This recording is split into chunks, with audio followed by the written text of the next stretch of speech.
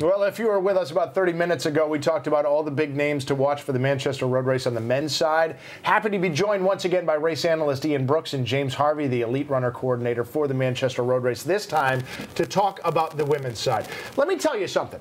Kira D'Amato last year broke the course record by 8 seconds, and she finished about 54 seconds behind the winner of the race, Wayne Kaladi. To say she destroyed the race record is somehow an understatement. It was such a dominant performance. I almost wonder, and we will start with you, Ian, if it's going to fundamentally change how everybody else thinks they need to prepare for the race and how fast they have to run. It was that fast. Well, you were spot on last year, Tim. You recognised that she was going to break 23 minutes, and then we all looked at each other and went, say, really? What? Yeah. So coming into the race this year, Wayne has just run the New York 5K USA Championships and was 2 seconds faster than last year. Wow. So does that mean she can repeat this year at Manchester?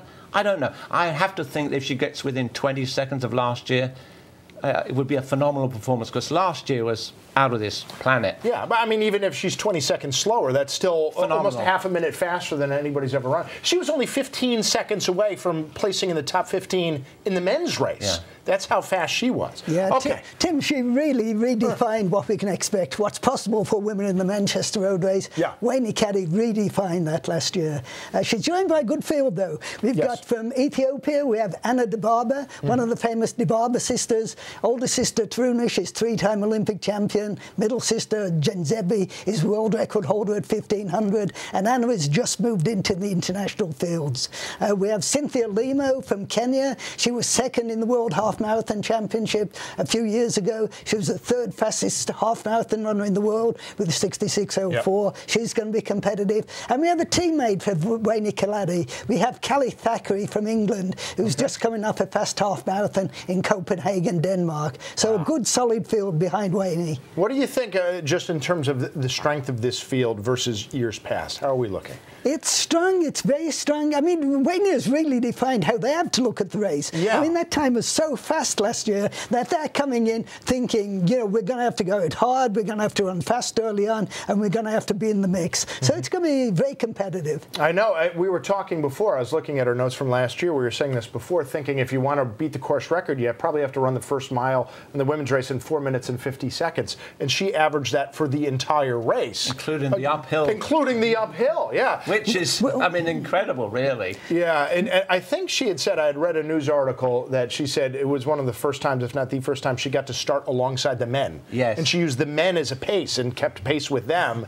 And next thing you know, she was so far ahead of everybody else. Yeah, but Tim, there is a story behind the story. Oh, yeah? Wayne's coach, Stephen Haas, told Wayne to run a very cautious first mile, not to go out too hard. Okay. And Wayne just threw it to the wind. Yeah, she completely. That was out the window right off the bat. You know, looking at the race results from the past 4 years, men's and women's, I saw a pattern that I don't think I ever noticed before. Somebody would win one year, and then the following year come in second. Right, 2017, Buze Dariba and Paul Chelimo both won. They both finished second the following year. Chelimo finished second to Edward Cheserek in 2018, who finished second in 2019. And then Edna Kiplagat wound up winning in 2019. 2020 was virtual, and then finished third last year. That's an interesting pattern. I'm wondering if there's something about that you can burst on the scene, but really hard to repeat at Manchester. Not necessarily, but don't expect Wayne Kaladi to be second. Do not expect that, Tim. If she's second, well, we'll be out of some coffee, and then you could. Yeah. Just how difficult.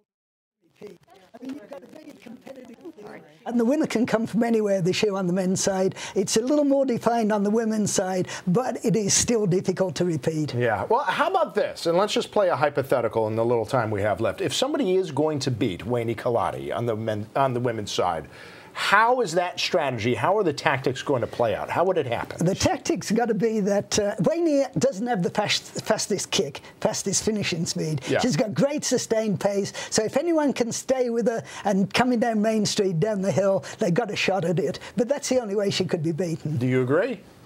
Well, they might be 50 seconds to a 1 minute 10 behind, Tim.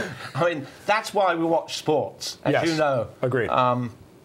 as you said earlier, nothing's won on paper. You'd have to think Wayne Kalali will win, but that's why we watch it on Fox 61. Right. Exactly, like the World Cup, which, by the way, Saudi Arabia just somehow pulled off one of the biggest upsets of all time, beating Argentina 2-1 just this morning as we get over to Matt Scott. There you go. That is proof positive just in the last 12 hours that sometimes what seems like the impossible is very much possible. What's one of the most famous sayings in sports? It ain't over till it's over? Well, that too. Do you believe in miracles? Yes. Okay. Thank you, Al Michaels. Although yours was pretty good too, Tim. Let's not leave that. There's a whole bunch of them. But yeah.